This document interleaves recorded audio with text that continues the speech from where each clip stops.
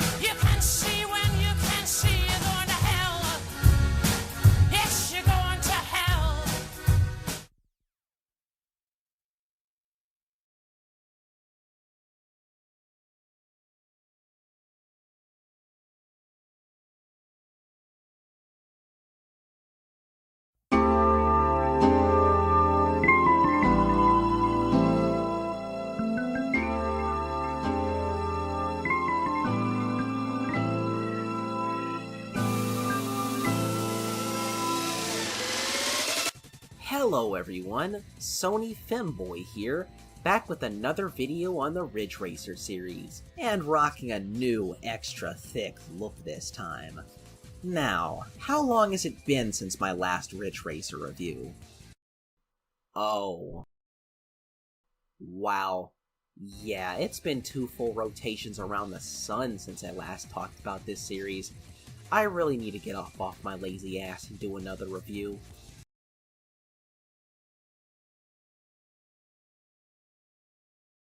Hello. Okay, I'm back. Was that a great? We had a fucking concert. Did I get raped at the concert? No. Did I lose my virginity during Wait and Bleed? No. None of that. Was I getting fucked in the pit during Spit and that's why that's my name? No, not at all. Not at all. Okay, I insist that's not the case. I didn't get fucked until like years after that, like 1 or 2 years after that, or was I already fucked by then or not fucked? Was I still a virgin at that point? I'm not sure. I think I was like 17, right? So, me for like another 6 months or so. Hey. Anyways, that was great. That was a fucking fantastic experience, the entirety of it. So that's the concert I went to. So that's going to be a lot of shit that I'm going to have to click X on. There was a bunch of other performances. It was 3 fucking days. Like I said, it went from light to dark, and it was fucking great. It was amazing. I was somewhere in the back during that. You won't be able to see me. Not from what I saw.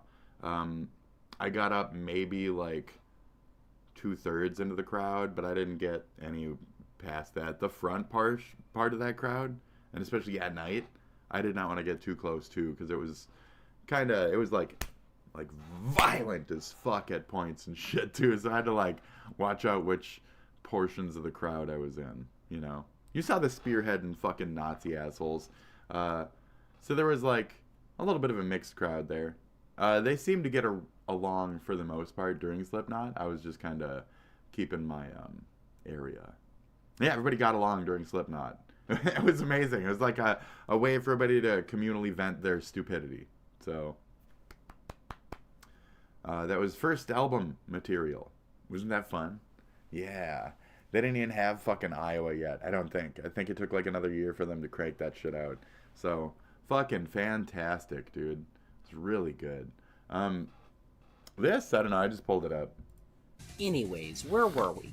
Oh yeah, 1998.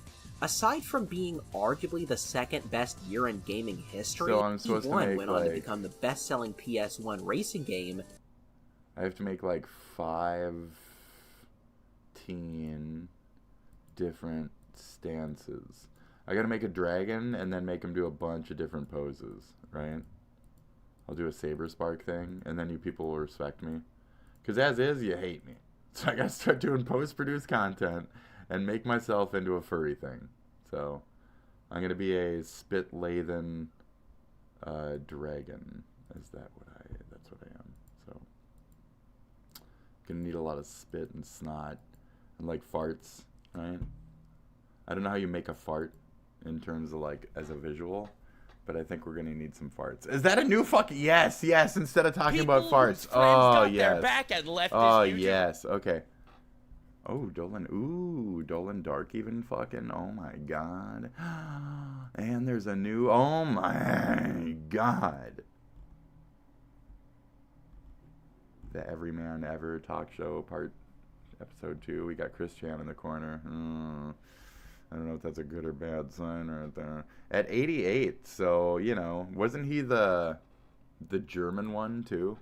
Wasn't he the German one, right? 88? German one? Isn't he the German one? 88? Anyways, wasn't he the German Pope?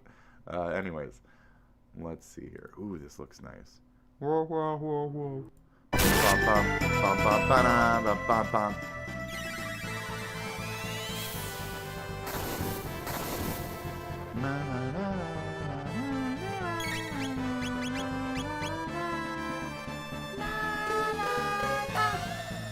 Bum, bum, ba-dum, bum. Oh, whoa, whoa, whoa. I like that part. You hear it. This looks great.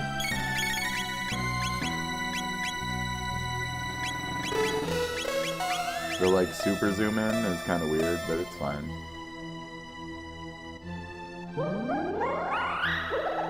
Get him! Yes.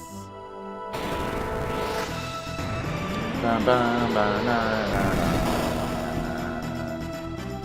Bum, bum, na, na, na. Was that an 88 damage on Chrono we just saw? Oh, it's all lining up, folks. The cosmos are coming together.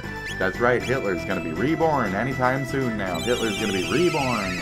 By the power of Magus. By the power of Magus, Hitler and Lavos will be reborn. That's right, that's what we thought. The 69s. We just saw the 69s of the apocalypse.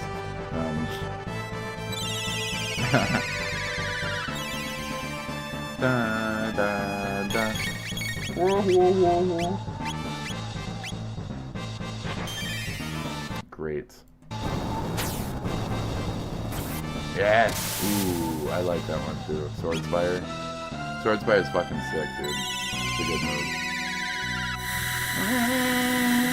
Welcome back to Slot Line. H3 has finally responded to the content cop. He responded to the entire thing on a live stream, but he also released a video separately to his YouTube channel. Ethan says in iDubbbz's 1 hour long video that he failed to mention the reason Ethan was so emotional in a lot of the clips used, and that was because CPS was called to his house. Ethan also says he believes Denims, who was in the content cop, was one of the reasons for rumors being spread and CPS being contacted. He claims iDubbbz purposely left the context out to make Ethan look worse. He also says during the time CPS was visiting his house, he was also sent human skulls in the mail, which the FBI interviewed him about. He posted more photos of the skulls on his Instagram story, where a tag is visible on the skull, for a site called Skulls Unlimited that lets you order real life and replica skulls. I guess slightly better, there's a source for the skull, but you have to be a pretty insane individual to send a skull to someone, especially one that would have cost $1 to $2 grand to send. He ends the video asking iDubbbz, what did he even do that was worse than anyone else he's done a content cop on? He then calls the video poorly researched, and he doesn't understand why he did this. And the video seems to be getting taken pretty well, with 90,000 likes and only 4,000 dislikes. Take me back to the good old days, man. Take me back to the good old days. What does that even mean? Food review, how to make a YouTube vlog featuring iDubbbz, H3 Productions, iDubbbz, comedians. These glasses cured our color blindness. Oh yeah, that was a fun one. I did watch. I've seen that one. Hey, I remember that. I've seen that one. Even back when I was like a iDubbbz fan, I was like, who's this fucking Ethan Chode fucking prick? Who's this fat fucking loser fucking Ethan Chode? So, no, but I just dismissed him, simply. And then he was like the vape guy or whatever the fuck. I didn't care. But the last couple of years, I've cared. And I got his back, and that's it. And just to get to know the culture around the cast, the people, the community has been fucking great. It's been thrilling. So, yeah. People so how fucked is whose this friends on? got their back at leftist YouTubers. Welcome to a brand new video. Today we are talking about how Hassan Piker is 380% cooked. Ooh, you are so he has reached. You are very consistent on this. I did watch this one, the Hassan Piker caught at a Diddy party. And I watched a little bit of this one, and this is 100% fucking restarted. Yep, this is restarted for sure. So this one's dumb. I got that far into it, and I was already upset as everybody else is, and that's about it. Me and see what to work on figuring out how to fix.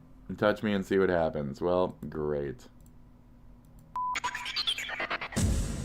Oh, we're not supposed to watch this. I can't watch that on here. They clap videos hard, and I respect them for it. So yeah. Anyway.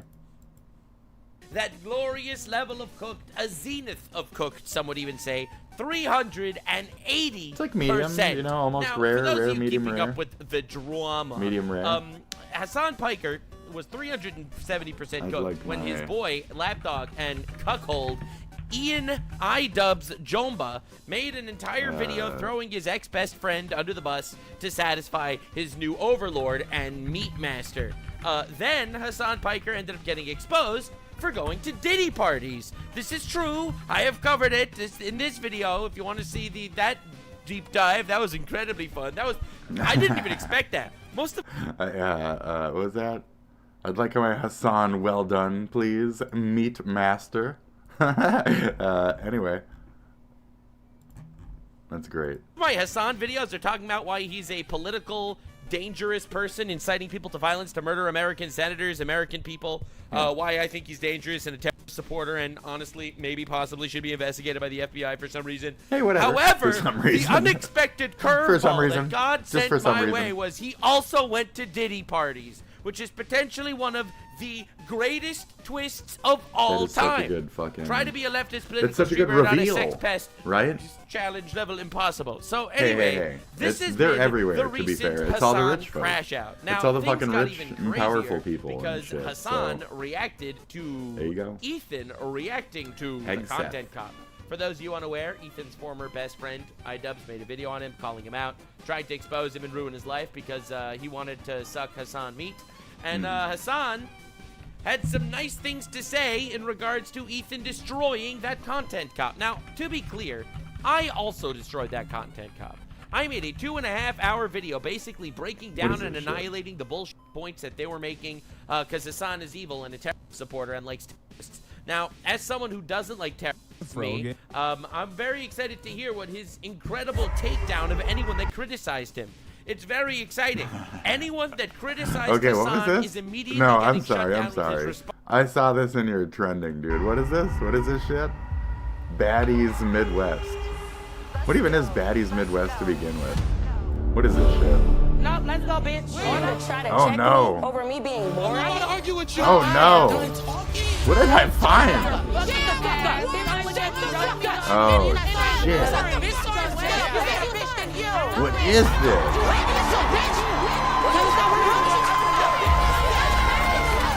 What is this? Oh my god! Oh my god! Baddies! Dude, I had to check this out. I had to check this out. What is this shit? Done. Baddies Midwest. Baddies Midwest. What is this shit? The fuck is Baddies Midwest? That's what I said about the other day, is like, I just don't get the same, like, content feed as, like, you know, people that aren't my skin color. You know what I mean? Shit. This is amazing. It's like what they algorithm you into. I'm not being racist. Fucking, this shit's racist, bro. Fuck off. Cunt. Fucking, what you think this is? Is there seagulls outside my door right now? Am I suddenly in fucking Seattle or some shit? It is enough. What is Expect this her now? for a second. No clips. I want doing clips. Drop sheet, which truthfully she didn't. Like Scotty just literally failed. Just literally fell. That's it. We partner up and Just smash fell down. things together, like, you know, like, just kind of, you know, let out your... It doesn't talk about no, I don't with you. No, yo.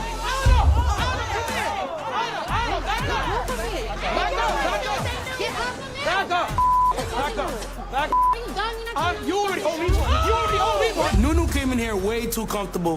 What's up, baddies? Like, stop. None of that. Smack. What is this nonsense, dude? Zeus TV or some shit? I don't even know what this is. I'm out. This is already interesting, but enough. The baddies are back. I know you guys missed me. What is the baddies, folks? What is the baddies? We're gonna shut down these cities. That's what we're gonna do. We outside. That's what I'm talking about. Let's go. Hey, this season, No we're idea. gonna be in Tulsa, Detroit, Cleveland, Chicago, Milwaukee, Indianapolis, St. Louis, and Honolulu. Period. Okay. Smoke. Your baby daddy wanna fuck with you, bro.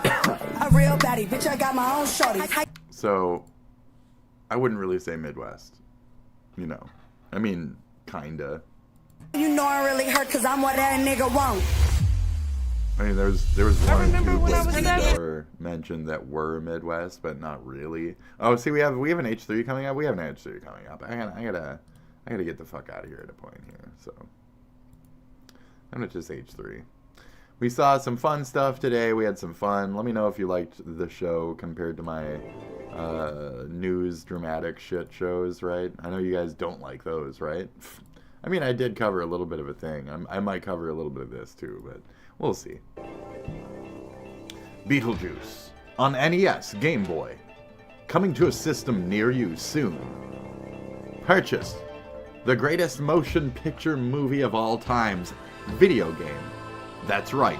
Now on your Nintendo Entertainment System and or handheld Game Boy Entertainment System.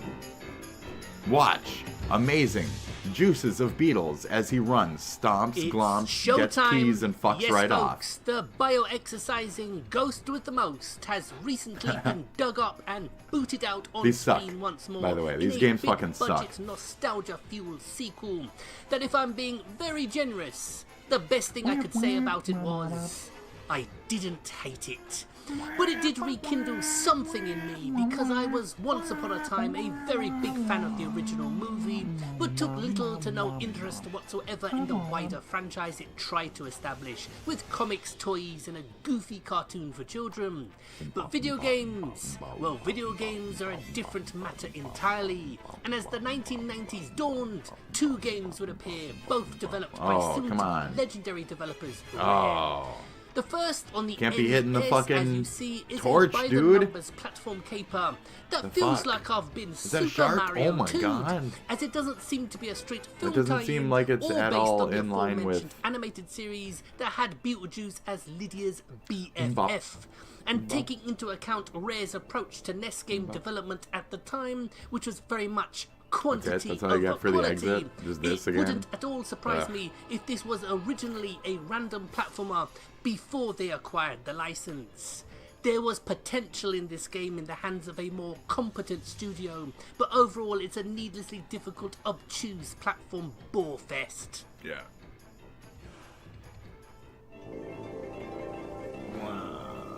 The game, based off of the cartoon, however, much better.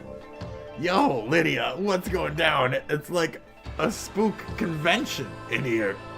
Don't look at me, Beetlejuice. You invited me. That the fucking... What But a did you year do? later, Rare would have another crack at it, on the small screen, Mortgage. with a Game Boy rendition, this time more in line with the cartoon show. But were lessons learned, or No. opportunities lost? Well, it's far more streamlined and less cryptic I mean, it than the works. NES venture, but sadly, just as fiddly, as you wander No, the it works, halls it of works. the Dietz family home, shooting spookies Mortgage. and turning on the juice to Mortgage. see what shakes loose. I actually like this game. Like the console version, it could have been something special if Konami, for example, had included this in their licensed game portfolio. As it is, it's a fun for a bit platformer on a system with no shortage of stellar software. As for the brand itself, it would largely disappear after the dynamic duo of Keaton and Burton reinvented both Burton Batman and Keaton the Burton. superhero movie genre. But with no doubt a third Get him. Beetlejuice movie in Get the the ball. works. I imagine titled Beetlejuice, Beetlejuice, Beetlejuice. Who knows? I'm already hearing talk in Tinseltown of This side is character accurate. spin-off I don't know. movies and a Beetlejuice Okay. universe. So maybe, just maybe, there's a whole lot Great. more to come. Fantastic. So my name's Gray, this is Consoletronics. Thank you very much for watching, and until the next one. That is your name. This was generally quick. I don't mind, like, quick reviews of shit games. So, what else you got? You were the Parasite Eve recommendation. I figured that.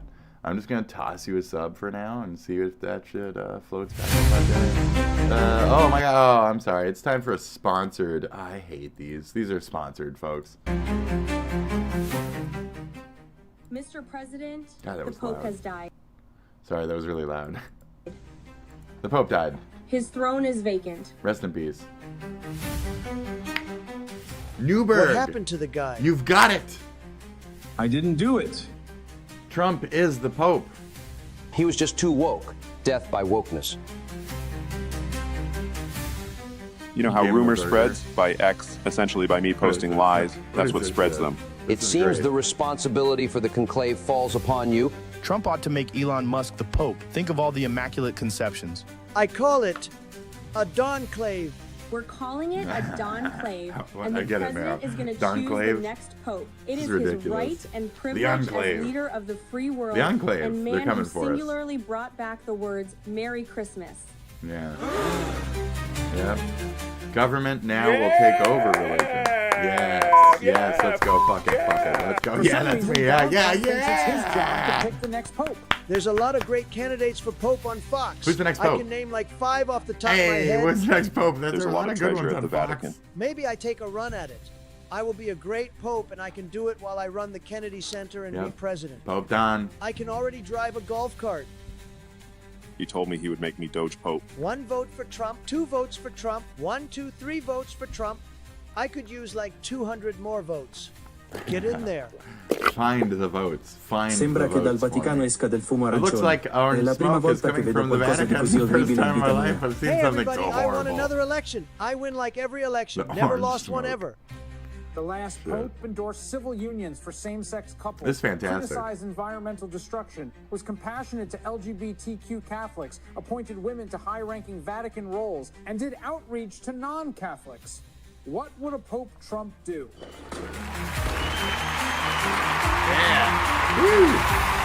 Trump Gaza. Yeah, I Let's gotta go. do the opposite of all that stuff. I Great. could be the opposite of Christ, the Antichrist. I mean, okay.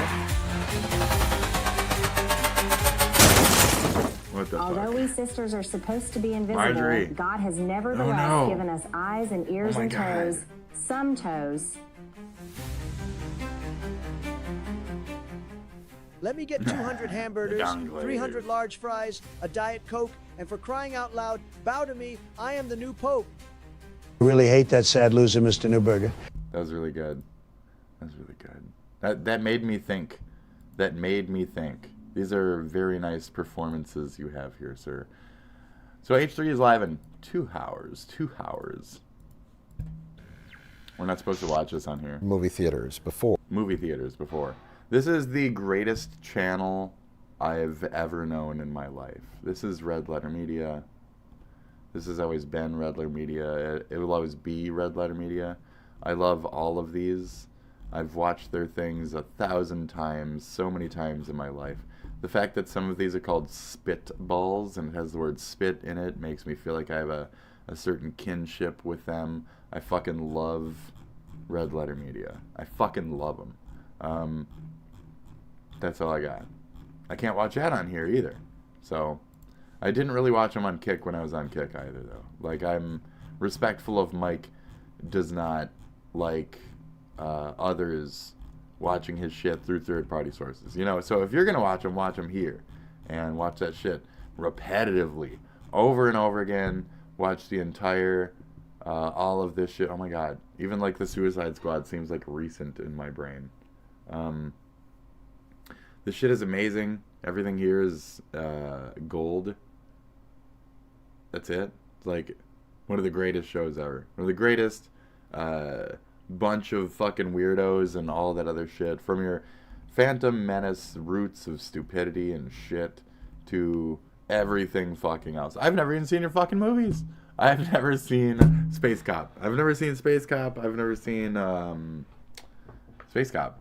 I've never seen the other ones. I'm not even like well knowledged on the guys and their careers, but I fucking love Red Letter Media.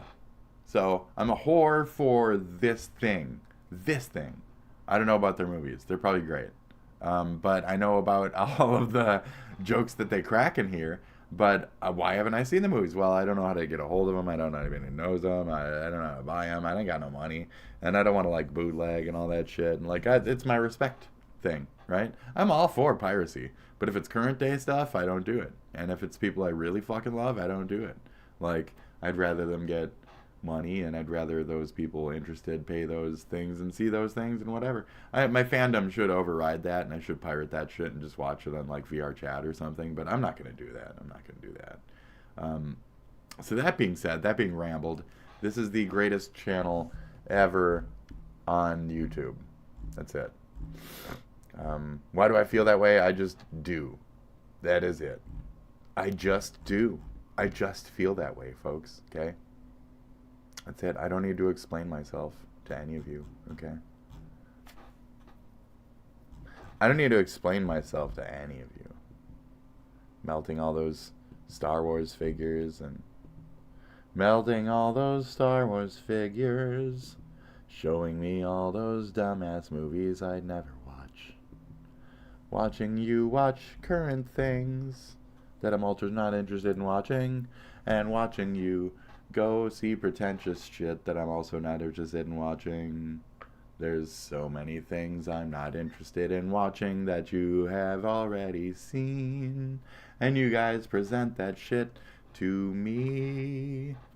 And in the hardest of times, I've always had red letter media, and when I've felt at my lowest, I always had my parasocial relationship with my fake buddies that are interchangeable with Jack, and certainly not Josh, but Josh, and all those other dudes from Canada, Mike or Colin and fucking, oh my god, red letter media, I don't know where I'd be without you. So yeah, one of the greatest channels ever on YouTube, for sure. Thank you. Love these guys. Fucking absolutely. What? Are you kidding me? Like everything. Absolutely. Every fucking aspect, dude. They're fucking great. They're fucking great. They're fucking great. They're fucking great, dude. They're fucking great. So that's my Red Letter Media rant. And now we're watching... I don't know if I am watching the Nux. At least not here.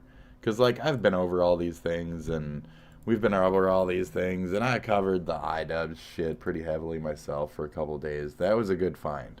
That was a really good find. This one, and then finding the fact that he didn't even fucking know Bleach. He doesn't even know Bleach. Do you have the footage of him admitting that he doesn't even know Bleach at the fucking, at the thing? Because, like, he's like, I don't even know fucking Bleach. I don't even know Bleach, dude. I don't even know Bleach. I don't even know.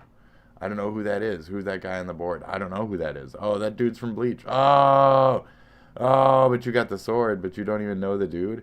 Oh, did you not bring that up, Nox? No, you must have. Because where did I see that? Like, was that H3? It's pretty, well, common knowledge, I would have to say. So, yeah. We still want a 369% fucked. See? That's too bad, guys. I mean, that's not how the cooking system works, okay? I'm sorry. That's just not how the cooking system works. You know, ghosts aren't real. Well, they are, so I'm not going to click that. I'm kidding. Whatever this is, it's 2 minutes. I'm going to click that. And then I'm going to fuck off. And I'm just going to fuck off. Okay? I'm going to go clean the house and make some spaghetti or something and relax for a few. Cat's clawing at the window. For no reason. No liaison. And then I'm going to watch H3 and shit. Yeah, I'm planning my day at this point. Okay.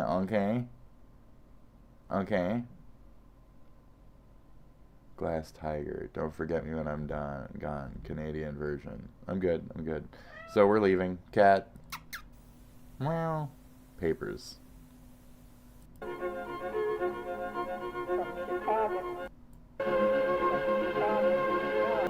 Are these things supposed to mean something to me? Let's go. Let's watch the whole thing. Okay. Papers.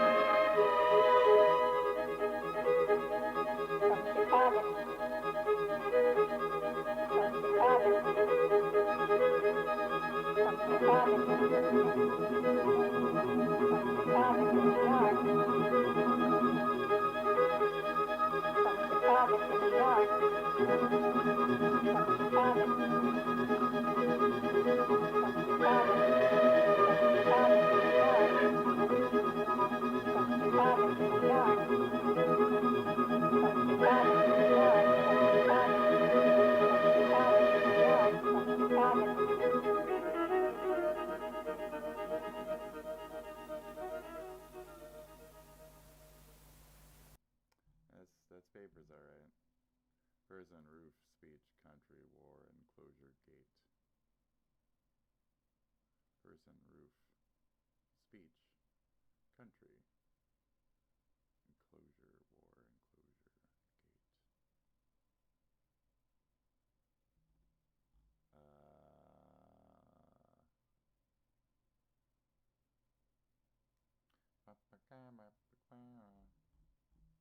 That sounds like something to make like a beat out of. This all sounds like something.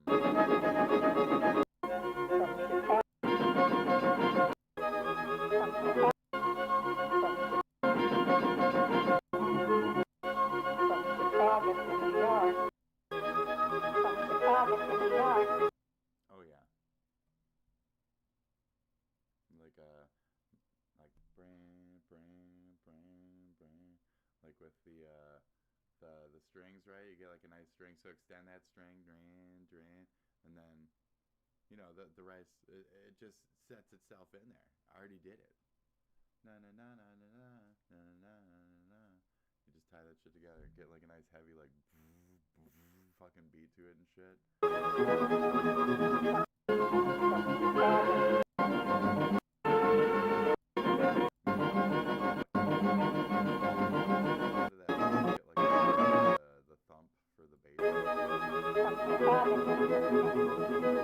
Oh yeah, just there's sick shit there. That's really good. It's really good.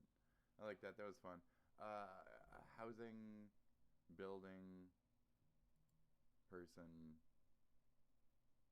plans, weather, death, person, roof, speech, country, war, enclosure, gate. I was looking for this comment. Thanks. This is why I was going directly to comments. 58 means house, and 07 it's 107 it's mouth. Oh, I get it now. I'd say something to do with like planning, you know, life, events, that kind of shit. Okay. Okay. That's very nice. Somebody recommended one called Slide from the same artist.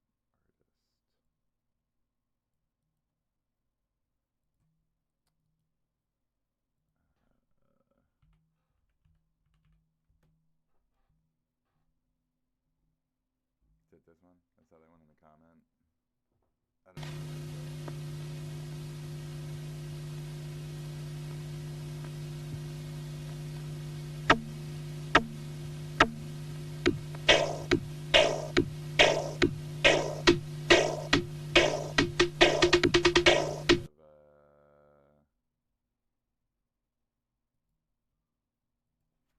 First of all, it was Joy Division, right? And then it was you know the song, right?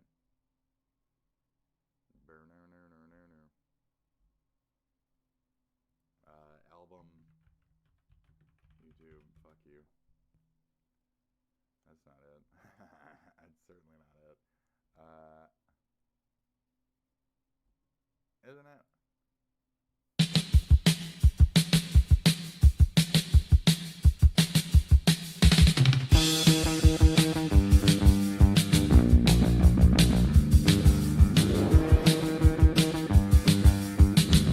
I've been that quiet for that long? Ah, fuck life. I don't care anymore. Hi folks, hi, how's it going?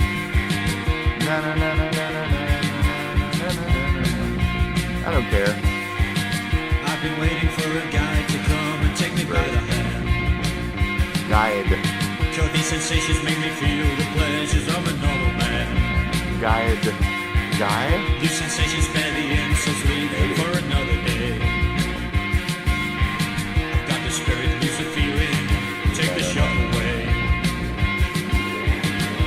Anyways, yeah, this is good stuff. Good stuff.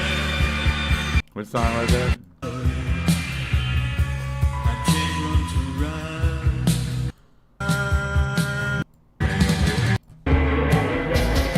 She's lost control again. Oh yeah, that's a good one.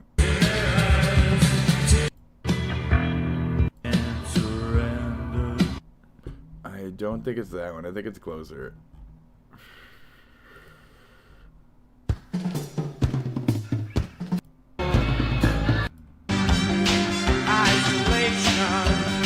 Is that it? Is that the one? Is that even the one? Is that the one?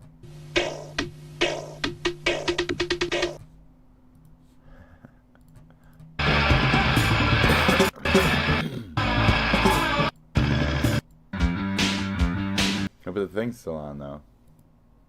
So that was fun, but I also ruined the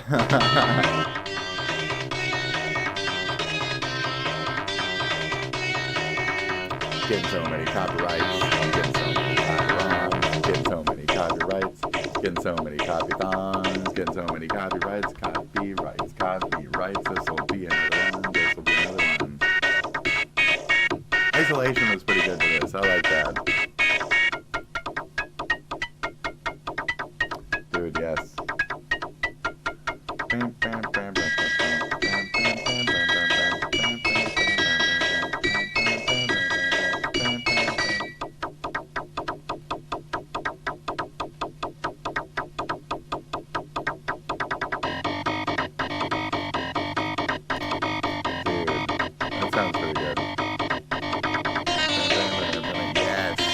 Oh yeah.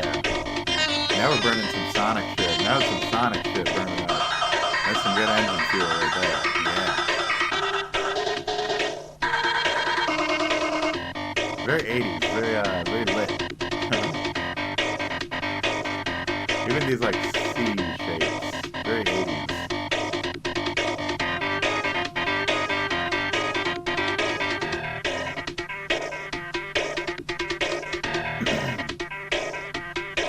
I like the Crocs, the Donkey Kong Crocs out of nowhere.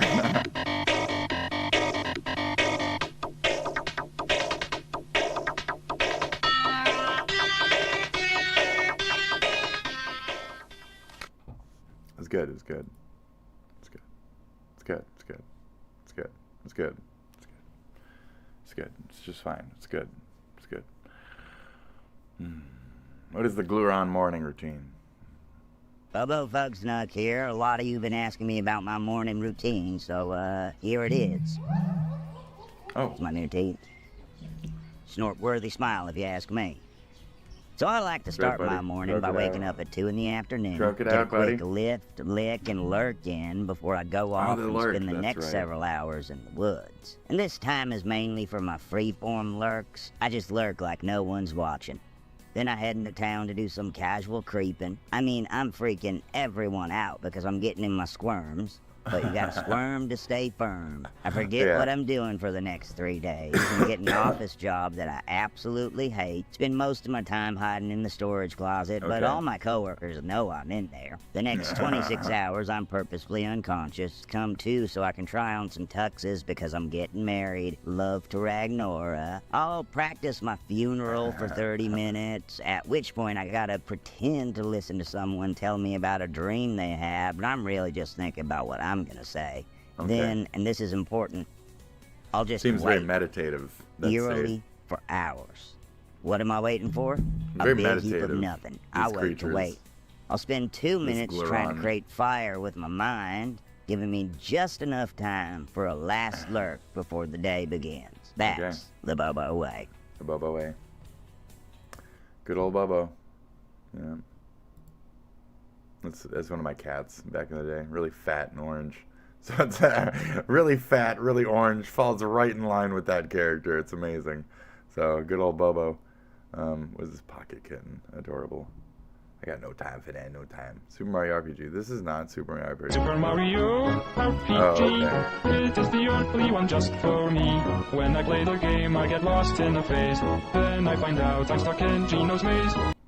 Yes, it is. I'm not interested. I don't like lyrics too, unless they're intended. It's cringe for me. You know? Yeah, stick to the original artist. Yes.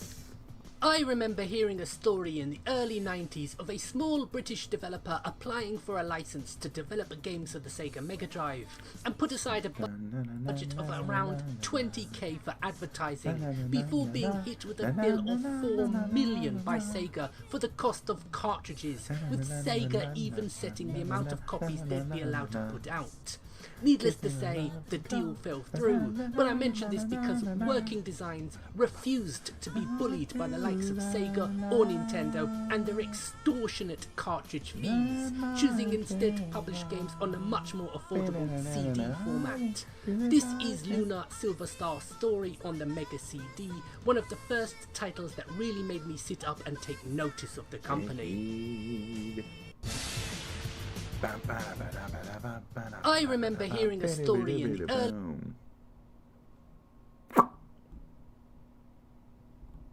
Let's see, what do we got? What do we got here? What is this? Just some shit. 11 years ago? Okay, okay.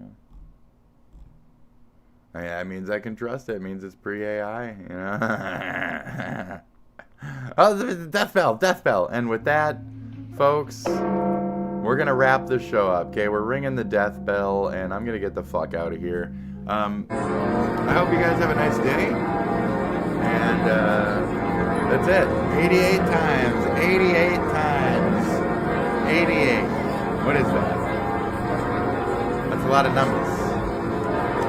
Rest in peace. That's it. He's gone. Gone.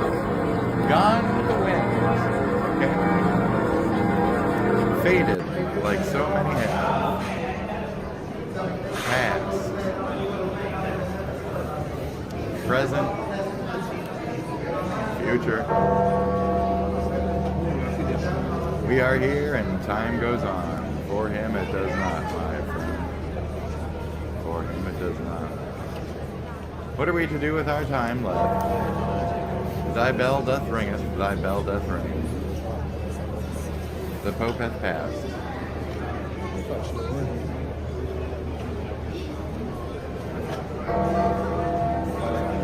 Alright, wouldn't be the first time though, so here we go. Bye. See ya. Wouldn't be the first time. Yeah, I feel like we've only had this Pope for only like, 8 years or some shit. 888, you know what I mean? I played Howl's Moving Castle at my talent show at school. That's very nice. Good for you. Just gonna keep moving. Very good for you. That was solid. That was like a good it was amazing. It was amazing. It was life-changing and heartwarming and enjoyable. Life-changing and enjoyable. Okay.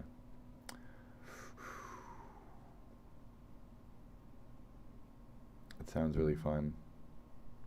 Rippers, bro, rippers. We live in that. Whatever it is, we live in that timeline where Wayne Static is no longer with us, which is just fucking horseshit, dude. So, and that's a big Alright, are we recording? Oh, yeah. Here at Colby's, we understand men. We just always have. We understand that, you want a fresh patty. You want to have crisp onions, juicy tomatoes. Cut about that thick, right? About that thick. But most importantly, we know the onions don't touch the tomatoes. That's right. Bang. Fuck yeah! Because at Colby's, we understand men. We understand you need to have a burger just the way you like it. Especially how the tomatoes don't touch the onions. Separated by a whole patty. You're not even going to have to worry about that. The only thing you got to worry about is finishing it. Introducing the new Big Grayson. Now that's what I call a Big Grayson. Yeah, that's a Big Grayson. Now for a limited time only.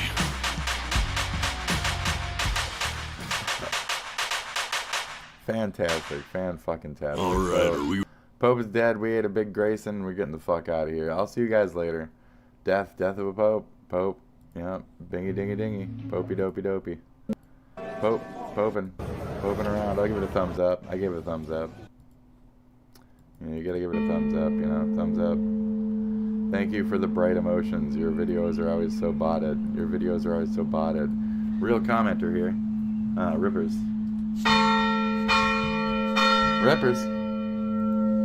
Rippers, rip one for the Pope, folks. We got a ripper. Rip it.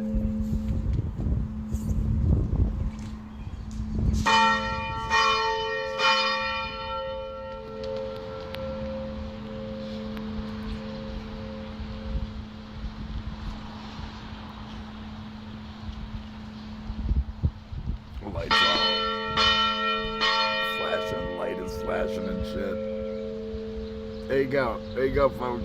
Some Iraq shit. Get the fuck out of here. What's this one sound like? Bong bong? That one is gang gang. What about this one? Are those bong bong? Gang gang bong bongs. This one's guam guam.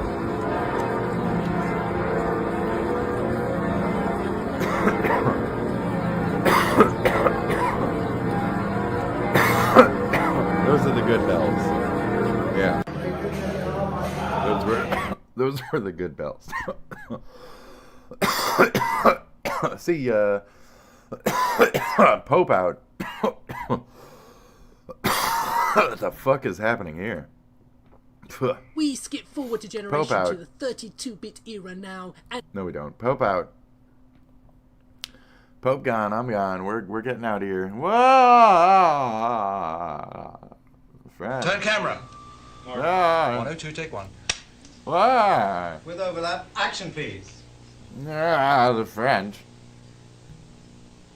Yeah, the French. Known for excellent Just do anything? wine. No, it's sorry, cut. Yeah, rolling. Should do anything? 102, take two. French champagne has always been celebrated for its excellence. There is a California champagne by Paul Masson, inspired by that same French excellence. It's fermented in the bottle like the best French champagne. It's vintage dated. So Paul Masson. Cut. 102, take three. Please. Action please. The French champagne has always been celebrated for its excellence. There is a California champagne by Paul Masson, inspired by that same French excellence. He knows it was a shit It's read. fermented in the bottle, and like the best French champagne, it's vintage dated. So Paul Masson. This is terrible. Yeah, this is fucking. That's just terrible, dude. That's just fucking really bad. It's just terrible. What is this? Island Boys are homeless now. You gotta be kidding me. What is this shit? French. French. The Island Boys have been arrested over 35 times, buried in over 100. The top of. Usually, however, And it's under his. Like almost like taunting and laughing at me about it. regardless, it's unsurprising. LOL, wow, gross. Takes a tremendous amount of work and. Thank you. What I will do, I'll write down a number here on a piece of paper. Okay. Now, I shouldn't look. Then, don't right? look at this now. You, fella. A Just close-up. smoking. Just smoking. You know what that is? Come on, a little tighter, fella. Come on, move. You've all seen that number now. Billy, I'm going to put this in my pocket here. Okay. What I'd like you to do Yeah. is write 62 numbers down here. Okay. And, the model of a car. Any car that comes to your head. All right. Your favorite color. All right. Working on a And your number. least favorite animal. My least favorite animal. Whatever comes to your head. Whatever you hate the most. All right. Fine. Lice. All right? Okay. Not sure if that's an animal or not. Now, I'll Okay. add all this up, and it should turn out to be this number here. Look. Don't look at this number. Not looking? Wait, I have to find it here. Here it is. Right. Close up. Come on, fella. You're going to lose your job. Come on, guy. Think, man. You pay attention. Okay. Now, you've got a lot of big numbers here, a lot of 9s and 8s. Yeah. Let me just tally this. Porsche, huh? A lot of taste. Mr. Swells, we have to go to commercial now. Yes, don't worry. This is well worth the wait. All right. This will be 60. Mr. Wells, you know, Don't distract me. all right, you said I should use a little more authority. Yes. All right, maybe Be you want to... silent, will you? Maybe you want to do this in the green room, No, you know, no, and then no, come no. back with the answer later. No. You'd like it in the green room. There's plenty of food and everything. Food? Yeah. Yes, fine. Okay. That's great. It's fantastic. Why am I still here? Why are you still here? I said I'm going to leave and go clean and do some other shit. Then we're going to watch H3 on our own. So, goodbye. I'm not a member anymore. Oh, cry. Oh, I'm so poor and stupid and fucking, doesn't matter anyway. No, I'm poor and stupid and poor. Okay. I'm leaving. Hi, bye. Hi, have a good one. Good morning. I hope you had a nice time hanging with the old SpitDragon here. You know, the old same old shit as usual. That's about all I've got. So, bye. I'm leaving. Okay. Let me know what you thought. Nobody ever let me know. Okay.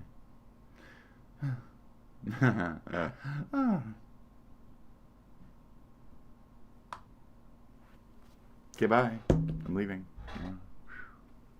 See ya. Bye. I'm going. I'm going to show off my red nails on the way out because it triggers people. Bye. Red nails. Why do you paint your nails red? Ask me again next time. Ask me again.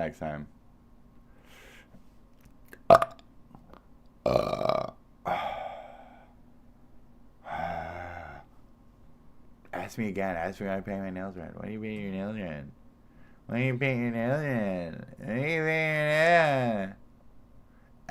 don't know that.